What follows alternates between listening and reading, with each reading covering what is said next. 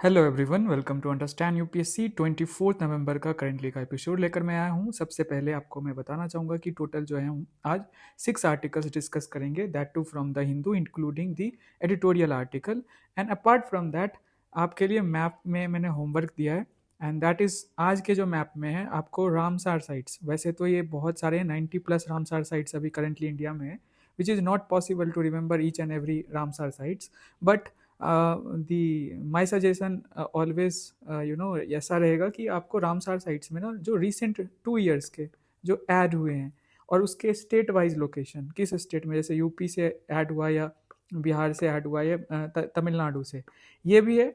2 years का पहले add कर लो, या अब पूरे 90+ अगर कर पाते हो तो ये तो बेस्ट है, ठीक है। नहीं तो 2 इयर्स एटलीस्ट जो ऐड हुए हैं उसको इंक्लूड कर लो स्टेट वाइज।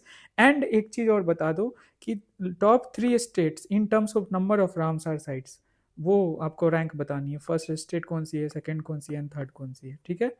तो यही है आज का होमवर्क। चलते हैं आज के आर्टिकल पे। पहला आर्टिकल है no plan to bring bill on Chandigarh says centre. So as you all know कि चंडीगढ़ क्या है, एक यूनियन टेरिटरी है, बट उसके साथ साथ वो कैपिटल भी है पंजाब एंड हरियाणा का, ठीक है। सो मैं मतलब कि पहले तो ये बताना चाहूँगा मैं कि चंडीगढ़ जो है सबसे ज़्यादा planned city of the country है, मतलब कि अनडाउटेडली। और इकोनॉमिक एस्पेक्ट से जिस तरह से चंडीगढ़ का इंफ्रास्ट्रक्चर है, तो ये इसकी बहुत ज़्यादा ही इम्पोर्टेंस है। तो चंडीगढ़ जो है वो कैपिटल बनाया गया पोस्ट इंडिपेंडेंस।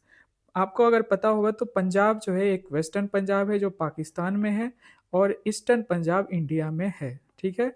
इंडिपेंडेंस से पहले से था पंजाब, एंड बाद में ये डिवाइड हुआ। एंड पंजाब का एक समय में कैपिटल लाहौर हुआ करता था, जो कि पाकिस्तान के पंजाब में है। एंड जो ईस्टर्न पंजाब है वो पोस्ट इंडिपेंडेंस ईस्टर्न पंजाब मतलब पंजाब था, and then it divided into 3 states. 1966 में पहला हिमाचल प्रदेश, हरियाणा एंड पंजाब, तो पंजाब है ही। 3 स्टेट्स यहाँ से निकले, पंजाब से ही, एक पंजाब से 2 और स्टेट्स निकल गए। एंड कलेक्ट जो है हरियाणा और पंजाब दोनों का कैपिटल जो है वो जो है चंडीगढ़ को बनाया गया। अब हम देखते हैं चंडीगढ़ का एडमिनिस्ट्रेशन कैसे है। तो Chandigarh union territory serves as common capital of Punjab and Haryana, आपको पता होगा बचपन से। And administered by governor of Punjab. जो चंडीगढ़ है ना, एज अ यूटी हम देख रहे हैं, not as a capital of Punjab and Haryana. जो है ये एडमिनिस्ट्रेड कैसे होता है, पंजाब के गवर्नर इसको करते हैं एज एक्स ऑफिशियो एडमिनिस्ट्रेटर। तो पंजाब के जो गवर्नर है, नॉट हरियाणा, नॉट हिमाचल, किसी भी और स्टेट के गवर्नर नहीं, पंजाब के गवर्नर जो हैं वो इसको ना मतलब एडमिनिस्टर करते हैं एज प्रेसिडेंट के वो रिप्रेजेंटेटिव हैं, as you know. And as ex officio administrator. And Punjab reorganisation act 1966 जिसकी मैं बात कर रहा हूँ कि हिमाचल एंड हरियाणा उससे निकला, ठीक है। व्हाट ट्रिगर्ड द कंट्रोवर्सी, तो अभी हुआ क्या है basically. 131st constitutional amendment bill 2025 Lok Sabha ने बुलेटिन जो है लिस्ट किया। एंड उसमें क्या था कि ऑब्जेक्टिव ये था कि to align Chandigarh with other UTs without legislatures, जो है purportedly for simplifying law making. So जैसे कि आपको पता होगा दादर नगर हवेली, ठीक है, और जो यूटीज थे उसको कलेक्टिवली एक यूटी बना दिया गया, so that Dadar Nagar Haveli and Daman and Diu, इन दोनों को कलेक्टिवली एक यूटी बना दिया गया, सो दैट लॉज जो है ना एक साथ ही बनाया जाए दोनों यूटीज के लिए। तो इसी तरीके से to align Chandigarh with the other UTs without legislatures, purportedly जो है ना सिंप्लीफाई करने की कोशिश करेगी कि लॉ मेकिंग में ईजियर हो, ठीक है। तो 131st जो कॉन्स्टिट्यूशनल अमेंडमेंट बिल है उसमें ऐसा चेंजेस लाने की बात की गई। तो पंजाब जो है ना, पंजाब के जो लीडर्स हैं उसको उनको लगा कि ये पंजाब के पास, जो गवर्नर के पास एक्स्ट्रा पावर होता है टू एडमिनिस्टर जो चंडीगढ़ है, तो वो पावर एक तरह से छीनी जा रही है, तो इसलिए ये कंट्रोवर्सी स्टार्ट हुई।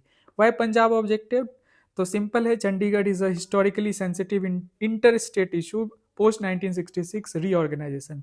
Any administrative change impacts Punjab Haryana balance. कोई भी चेंज आएगा पंजाब हरियाणा, क्योंकि दोनों की कैपिटल है ना चंडीगढ़, दोनों क्लेम करते हैं कि कैपिटल होनी भी चाहिए।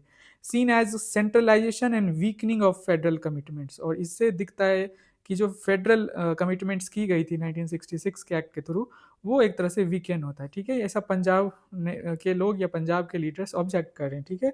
अब सेंटर गवर्नमेंट ने इसको क्लैरिफाई किया, proposal only under consideration not final, बस कंसिडरेशन में है कि कलेक्टिवली जो है ना, जो ऐसे यूटीज हम देखेंगे किस कॉन्स्टिट्यूशनल आर्टिकल के अंदर ऐसे यूटीज आते हैं, उसमें क्या करना है, कलेक्टिवली उनके लिए लॉ बनानी है, ठीक है।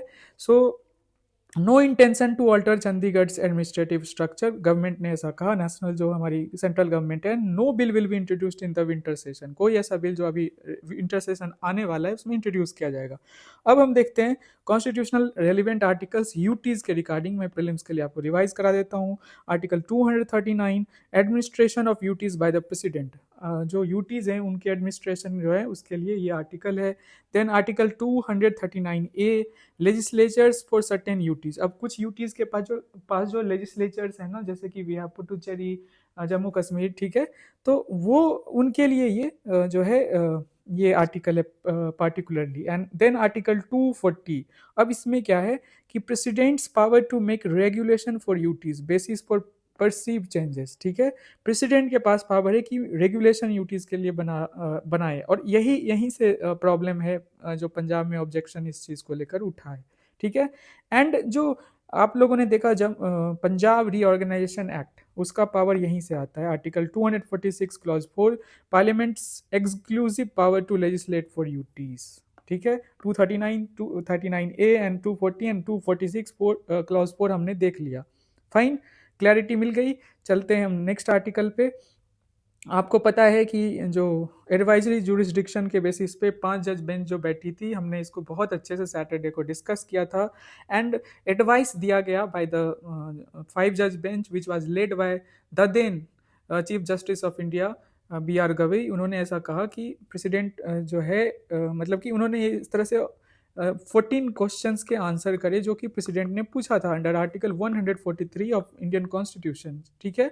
तो अभी वो रिटायर हो गए, आज नए चीफ जस्टिस बने सूर्यकांत, ठीक है। तो उन्होंने जो एडवाइजरी जुरिस्डिक्शन पावर है ना, उसको क्या बोला, इस पूरे आर्टिकल का ये मतलब की समरी है कि a presidential reference opinion article 143 is advisory and cannot overrule or invalidate a prior supreme court judgment. तो आपको याद होगा कि अप्रैल 2025 का जजमेंट है कि 2 जज बेंच ने टाइमलाइन फिक्स कर दी थी, जो बिल पास होता है फ्रॉम स्टेट लेजिस्लेचर और उसको दिया जाता है टू दी गवर्नर, तो उस एंड जो टाइमलाइन है प्रेसिडेंट के लिए भी फिक्स की गई थी, ठीक है, कि आपको एक सर्टेन टाइम में बिल पास करनी पड़ेगी, नहीं तो बिल को मतलब माना जाएगा कि स्वीकृति है, एसेंट मिल चुकी है, ठीक है। तो वो 2 जज बेंच बैठी थी, उसी के जजमेंट के बेसिस पे जो हमारे प्रेसिडेंट ने ओपिनियन मांगा अपने पार जो है 143 को यूज़ करते हुए, उसमें जजेस ने कहा कि टाइमलाइन फिक्स नहीं कर सकती है जो है जुडिशरी। बट क्या वो जजमेंट था? नॉट एट ऑल, वो एडवाइजरी जुरिस्डिक्शन के बेसिस पे ओपिनियन मांगा गया था from the supreme court of India, ठीक है। सो उसी चीज़ पे गवाई साहब ने कहा कि ये जो है presidential reference opinion is advisory and cannot overrule or invalidate a prior supreme court judgment, ठीक है। बेसिक है, समझ आ गया इसका क्या मतलब है। 2 जज बेंच ने जो जजमेंट दी थी उसकी जो अभी वैलिडिटी है वही है, और जो रिकमेंडेशन दी गई है मतलब कि एडवाइजरी जुरिस्डिक्शन में जो चीज़ें कही गई वो इट्स नॉट अ जजमेंट, ठीक है, वो बस एडवाइस है to the president of India, ठीक है। It may interpret or clarify the law but only parliament can change the law and only a future judicial ruling or merits can return a previous judicial decision.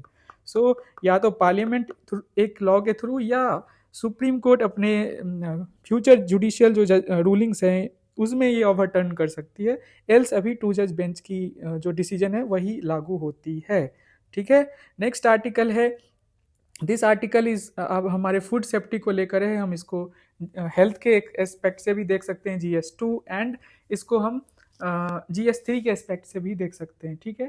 तो हम देखते हैं क्या है इस article में। So this is an editorial जिसे लिखा है अर्पिता मुखर्जी मैम ने, एंड एडिटोरियल किस चीज़ के बारे में है, इट इज़ ऑल अबाउट जो हम फास्ट फूड खाते हैं, स्ट्रीट फूड जो खाते हैं और वो जो अनहेल्दी होता है, अनहाइजीनिक होता है, उससे हमारे मतलब कि हेल्थ पे कितना इशू पड़ता है, उसी से रिलेटेड इस आर्टिकल को अच्छे से लिखा गया है। ठीक है, हम देखते हैं, डिस्कस करते हैं।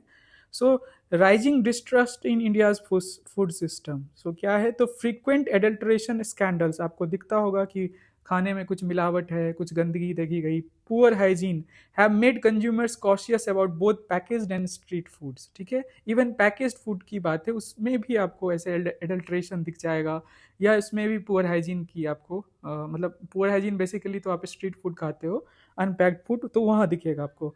सो ठीक है, सो सेकेंड पॉइंट है कि street food hygiene remains a major challenge. अब इन्वेस्टिगेशंस जैसे Chennai panipuri case, so widespread contamination, unsafe water use, and poor packing practices. Informal vendors operate with minimal oversight, leading to inconsistent safety standards. तो जो informal vendors होते हैं ना, जिनको स्वीकृति नहीं मिली होती है, उन्होंने रजिस्ट्रेशन कहीं नहीं करवाई है, and they started selling on the streets, तो उनका जो है प्रॉपर जो है ना, जो मैकेनिज्म होता है कि प्रोसीजर से उनको पास होना पड़ता है, तो वो जो ऑफर साइट होता है, उस ध्यान रखने वाला चीज़ जो हमारे गवर्नमेंट के साइड से होनी चाहिए, वो नहीं रखा जाता, और इसकी वजह से आपको दिखेगा जो सेफ्टी स्टैंडर्ड्स फूड मेकिंग के होते हैं उसको फॉलो नहीं किया जाता है। ठीक है, then we have package foods have a structured science based system. So according to जो हमारा सबसे इंपॉर्टेंट बॉडी है इस केस में, FSSAI regulations ensure traceability, labelling, transparency and standardised processing. ठीक है, सो पैकेज्ड फूड्स जो हैं have a structure science based system होता है उनके साथ। So techniques like pasteurisation, Louis Pasteur से जो रिलेटेड है, वैक्यूम से sealing, aseptic packaging, reduce microbial risk and extend shelf life. तो ये बात की कर रही है कि जो पैकेज फूड को कैसे उनकी सेल्फ लाइफ को बढ़ाया जाता है, या माइक्रोबियल जो रिस्क है उसको कम किया जाता है। Then we have health and conscious, जो कॉन्शियस, ठीक है, कंज्यूमर ट्रेंड्स की बात की जाए तो demand for transparency and safe ingredients जो है वो राइज कर रहा है। उसका रीज़न सिंपल है कि जो आपको सोशल मीडिया के थ्रू जो लोगों को इन्फॉर्मेशन मिल रहा है, तो वो लोग मांग रहे हैं कि हमें जो ना साफ फूड चाहिए, फ्रेश फूड चाहिए, जो अच्छी बात है, जो इस चीज़ को मैम उठा रही है।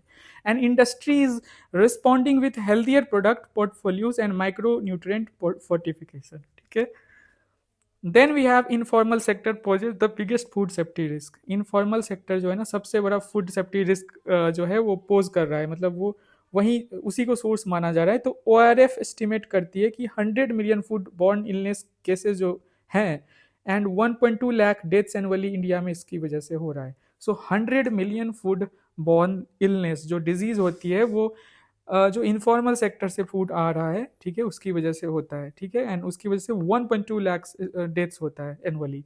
Majority originate from informal vendors, stalls, carts, road side eateries जो है, आपको पता ही होगा रोड साइड में जो ठेला रेहड़ी लगा के बेचते हैं, पानी पूरी वगैरह आप लोगों ने तो खाया ही होगा, तो उससे जो है डिजीज हो रहा है, हेल्थ बॉर्न जो फूड बॉर्न डिजीज है, इससे इम्पैक्ट पड़ रहा है। Then we have unsafe practices worsen risk, reuse of cooking oil, adulterate जो इंग्रेडिएंट्स होते हैं, कंटामिनेटेड वाटर होती है, improper waste disposal are common.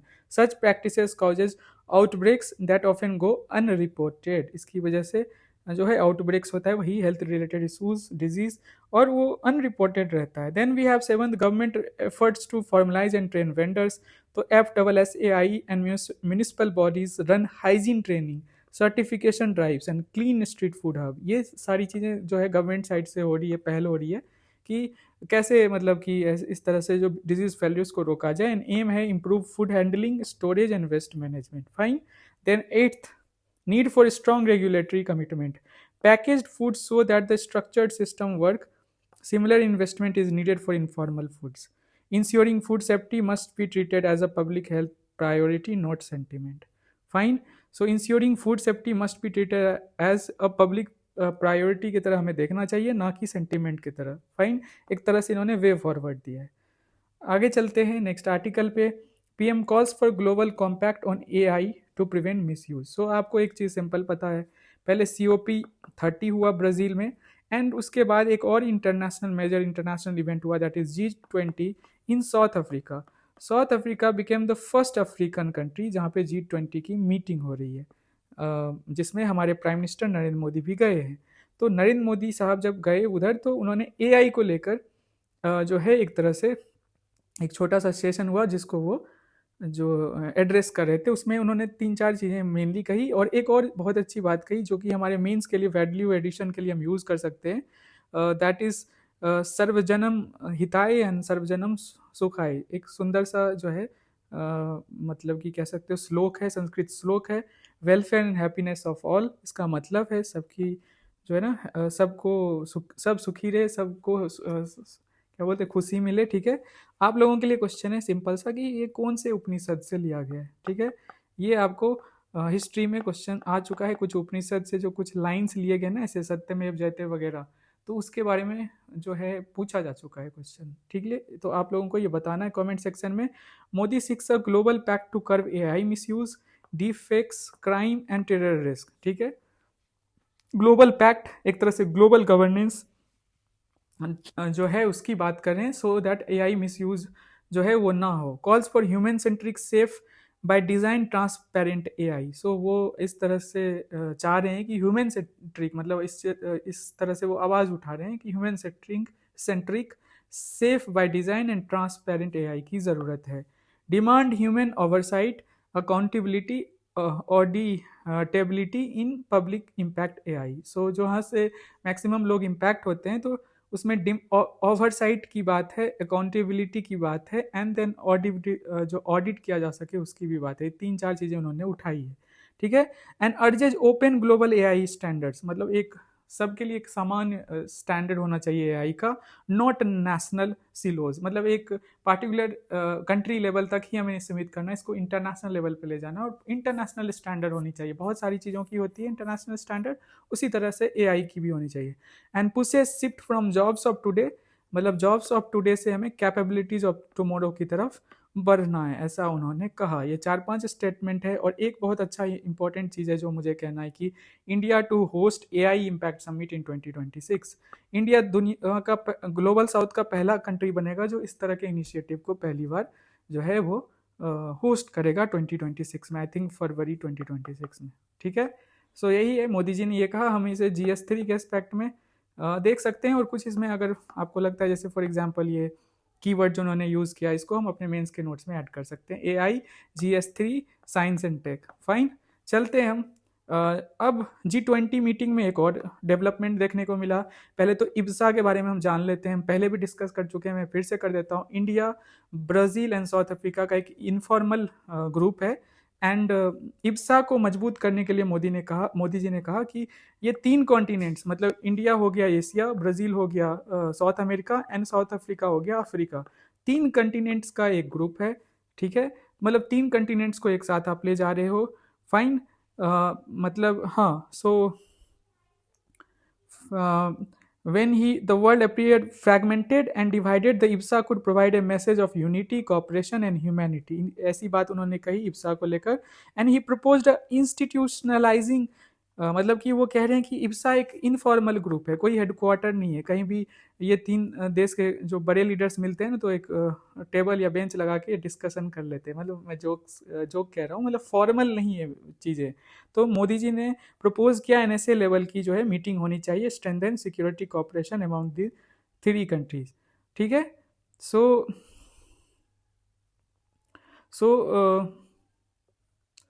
There is no place for any double standards on such serious issue. ठीक है, अब हम देख लेते हैं। तो फॉर्म 2003 में हुआ था इब्सा। ठीक है, कॉलिशन ऑफ 3 लार्ज डेमोक्रेसीज, हाँ 3 डेमोक्रेसीज भी हैं, आपको ये ध्यान रहे, major democracies of the world, Brazil, India and South Africa, और वो 3 कॉन्टिनेंट से आते हैं, फ्रॉम 3 कॉन्टिनेंट्स। ठीक है, focuses on south south cooperation, democracy development and inclusive growth and global governance reform. ठीक है, 3-4 चीज़ें हैं। पहला डेमोक्रेसिक की जो है डेवलपमेंट हो, उससे पहले south south cooperation, then we have inclusive growth and global governance में रिफॉर्म हो। अब यहीं से एक चीज़ उठ के आता है, UNSC रिफॉर्म्स के बारे में प्राइम मिनिस्टर ने एक और बात कही कि UNSC रिफॉर्म्स जो है ना, no longer an option but a necessity, and asserted that the India, Brazil, South Africa troika, आपको पता है ना ट्रॉयका के बारे में, G20 के बारे में, should send a clear message for the changes to institutions of global governance. Modi ji ने ऐसा कहा कि आपको यूएनएससी में अब रिफॉर्म करना चाहिए, नेसेसिटी है, ठीक है। और ये तीनों कंट्रीज को मिलकर इस बात को उठाना चाहिए, ठीक है। सो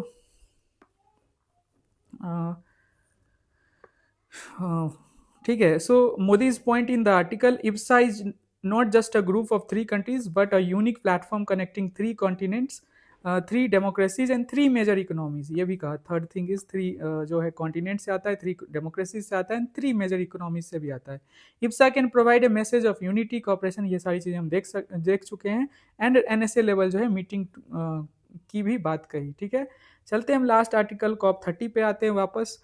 अब इसका ना प्रॉपर जो है ना एनालिसिस में एक पार्टिकुलर आर्टिकल से मैंने बीबीसी और 2-3 ऐसे मीडिया हाउसेस से मैंने चीज़ें उठाई है, जिसको मैं सोच रहा हूँ कि क्या क्या हुआ और क्या नहीं हुआ, उस पर एक प्रॉपर आपको एनालिसिस करके दूं।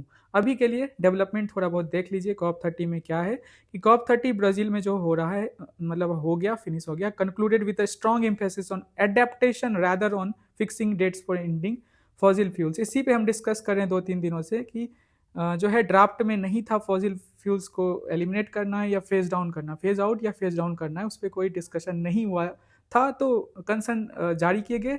लेकिन कंक्लूजन में ये आया कि स्ट्रॉन्ग इम्फेसिस ऑन एडेप्टेशन की बात की गई। आप एडेप्ट करो फॉसिल फ्यूल्स के जो है यूसेज जिस तरह से हो रहा है, उसको एडेप्ट करने की आपको ज़रूरत है, ये निकल के आया है इसमें, ठीक है। So the countries agree to triple adaptation finance by 2035। So country जो है ना इस मीटिंग में, इस पूरे जो समिट है, इसमें ये निकल के आया कॉन्फ्रेंस ऑफ पार्टीज 30 में कि ट्रिपल एडेप्टेशन फाइनेंस पे बात की गई by 2035 and set up a 2 year work programme on climate finance. दो चीज़ें हैं, एक तो ट्रिपल एडेप्टेशन फाइनेंस को 2035 तक ट्रिपल किया जाएगा, और दूसरा 2 year work programme on climate finance भी जो है उसको गठन उसकी की जाएगी, ठीक है। द कंसेंसस मुटीराओ, ये आपको पता होगा, ये टर्म का मतलब होता है कलेक्टिव एफर्ट, ठीक है। ये पोर्टुगीज टर्म है, ब्राज़ील में यूज़ किया जाता है। तो मुटीराओ कॉल्स फॉर, मतलब इस कंसेंसस को मुटीराओ कंसेंसस बोलते हैं। इसका करेक्ट प्रोनाउंसिएशन पोर्टुगीज में क्या है मुझे ये देखना पड़ेगा, आप लोग, हमारे लिए तो इंडियंस के लिए मुटीराओ ही है ये, ठीक है। Calls for ensuring climate action does not impede trade or the economic growth of developing nations, ठीक है। तो कंसेंसस जो बन के आया है मोटीराओ कन्वेंशन से, तो यही आया है कि climate action does not impede trade or economic growth of developing nation. तो क्लाइमेट जो आप जो भी एक्शन लोगे, वो जो डेवलपिंग कंट्रीज को कंसीडर किया जाएगा इसके अंदर, उनका जो ग्रोथ हो रहा है, जिसमें कि फॉसिल फ्यूल यूसेज ज़्यादा होंगी, उनको सस्ते सोर्स ऑफ एनर्जी की ज़रूरत है, मतलब चीप सोर्स ऑफ एनर्जी। तो उस चीज़ को ध्यान में रख के ये कंसेंसस आया है, ठीक है। एडेप्टेशन फाइनेंस क्या है, तो investing in resilience, agriculture, infrastructure has lagged and developed countries are urged to scale up contributions, ठीक है। न्यू कलेक्टिव क्वांटिफाइड गोल जो है NCQZ on climate finance is expected to rise from 300 billion annually by 2035 toward 13 billion. देखो, ये national collective quantified goal के पर हम multiple times बात कर रहे हैं। मुझे आप बताओ कि कौन से COP में इसे अडॉप्ट किया गया, ये क्वेश्चन है आपका, I think second question of the day. And on climate finance is expected to rise from, अभी 300 बिलियन जो है उसको एनुअली अभी टारगेट किया गया, बाय 2035 इसको 1.3 ट्रिलियन फ्रॉम ऑल सोर्सेस कर दिया जाएगा। Then developing nations welcomed progress on the just transition mechanism, इस पे हम बात कर चुके हैं कई बार, अभी इस पे बात करने का कोई ज़रूरत नहीं है। But want that the climate measures must not become trade restrictive, ठीक है। And then we have the final COP text omits any explicit roadmap to phase out fossil fuels, reflecting political divides between countries demand। अब हम इस पे बात कर चुके हैं कि जो टेक्स्ट है वो ओमिट कर देता है कोई भी रोड मैप है कि कैसे हम फेज आउट करने वाले। फेज आउट का सिंपल मतलब क्या होता है कि हम जो है एक डेट फिक्स कर लेंगे कि हम जो है फॉसिल फ्यूल्स यूज़ करना बंद कर दे as a source of energy, ये होता है phase out. And phase down का मतलब होता है कि हम ग्रेजुअली जाएंगे, धीरे धीरे जाएंगे एंड कोशिश करेंगे जो टारगेट अचीव कर लिया उसके हिसाब से आगे एलिमिनेशन की तरफ बढ़ेंगे। कोई डेट फिक्स नहीं करेंगे कब हमें ख़त्म ही करना है, ठीक है, fossil fuels usage. Fine. And demanding rapid fossil fuel exit and those prioritising development and fairness. Fine, कुछ नहीं है, बस वे बेसिक 3-4 चीज़ें। एक तो मोटीराव कंसेंसस, दूसरा फॉसिल फ्यूल्स को लेकर फेज आउट हुआ या फेज डाउन हुआ, एंड द फर्स्ट थिंग हमने देखा था कि strong emphasis on the adaptation, adaptation पे फोकस गया कि जिसमें दो चीज़ें निकल के आई कि जो है 300 बिलियन जो है एनुअली हम जो है फाइनेंस करेंगे under the new collective quantified goal के अंदर, एंड 300 बिलियन भर के 1.3 ट्रिलियन हो जाएगा फ्रॉम ऑल द सोर्सेज। ठीक है, एंड जस्ट ट्रांजिशन मैकेनिज्म पे बात हो ही चुकी है। Fine, so this is it for today, मिलते हैं हम कल। एंड कल मैं सोच रहा हूँ कल से अंडमान एंड निकोबार आइलैंड जो है उसको स्टार्ट कर दूँ, और उसका मैं आप लोगों के साथ लाइव में कोशिश करूँगा।